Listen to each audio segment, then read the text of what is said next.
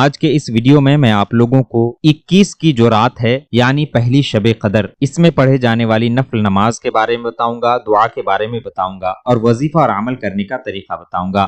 20 رمضان المبارک کے ختم ہونے کے بعد جب آپ افطاری کر لیں، مغرب کا وقت ہو جائے، اس وقت سے لے کر دوسرے دن کے صبح تک یعنی فجر کی نماز کے وقت تک یہ 21 تاریخ کی رات ہے۔ ایک بات دھیان میں ضرور رکھ لیں، اسلامی کیلنڈر اور مہینے کے حساب سے رات پہلے آتی ہے اور دن بعد میں آتا ہے، یعنی 21 رمضان المبارک کا جو دن ہوگا، جو 21واں روزہ ہوگا، وہ بعد میں آئے گا اور اس سے پہلے جو رات آئے گی یہ 21 کی ہی رات کہی جائے گی، جسے ہم شب قدر کی پہلی رات کہیں گے۔ تو پہلے شب قدر میں زیادہ سے زیادہ آپ عبادت کرنے کی کوشش کریں، ریاضت کرنے کی کوشش کریں، حمد و ثنا بیان کرنے کی کوشش کریں، توبہ استغفار کرنے کی کوشش کریں۔ سب سے پہلے میں ایک وظیفہ بتا رہا ہوں، اس وظیفہ پر عمل کریں، انشاءاللہ تعالی ہر مصیبت سے آپ کو نجات ملے گی۔ 1000 فرشتے آپ کے لیے اگر یہ عمل، یہ وظیفہ کر لیتے ہیں تو جنت کی دعا کریں گے۔ وظیفہ کرنے کا طریقہ یہ ہے کہ عشاء کی نماز مکمل ادا کرنے کے بعد اور تراویح کی نماز بھی ادا کرنے کے بعد کسی پاک صاف جگہ پر بیٹھ جائیں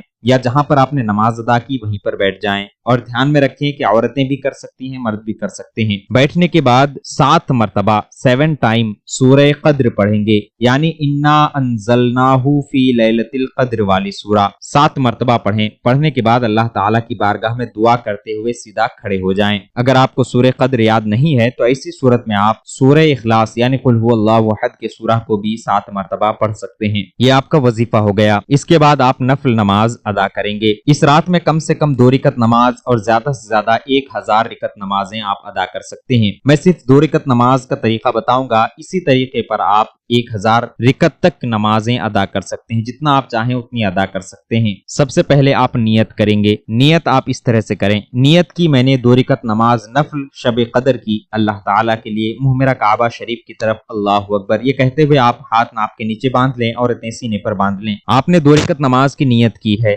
دونوں ہی رکعتوں میں آپ کو ایک مرتبہ سورہ فاتحہ یعنی الحمدللہ رب العالمین کا سورہ پڑھنی ہے۔ اس کے بعد ایک مرتبہ سورہ قدر یعنی انا انزلناہ فی لیلۃ القدر والی سورہ پڑھنی ہے، اور 3 مرتبہ دونوں ہی رکعتوں میں سورہ اخلاص پڑھنی ہے، یعنی قل هو اللہ احد کا سورہ۔ اس کے بعد آپ رکوع سجدے وغیرہ کریں، جیسے دوسری نمازیں ادا کرتے ہیں اس طرح سے ادا کریں۔ یہ آپ کی نماز بھی مکمل ہو گئی۔ نماز ادا کرنے کے بعد آپ بیٹھے بیٹھے دعائے شب قدر کو پڑھیں گے۔ جتنی مرتبہ آپ پڑھنا چاہیں اتنی مرتبہ پڑھ سکتے ہیں۔ دعائے شب قدر اس طرح سے پڑھنی ہے، بسم اللہ الرحمن الرحیم، اللہم انکا عفو تحب العفو فاعف عنی، اللہم انکا عفو تحب العفو فاعف عنی۔ یہ دعائے شب قدر ہے، اسے آپ جتنا زیادہ ہو سکے اتنا پڑھنے کی کوشش کریں۔ اس کے بعد آپ تیسرے عشرہ کی دعا بھی پڑھ سکتے ہیں۔ تیسرے عشرہ کی دعا آپ اس طرح سے پڑھیں گے،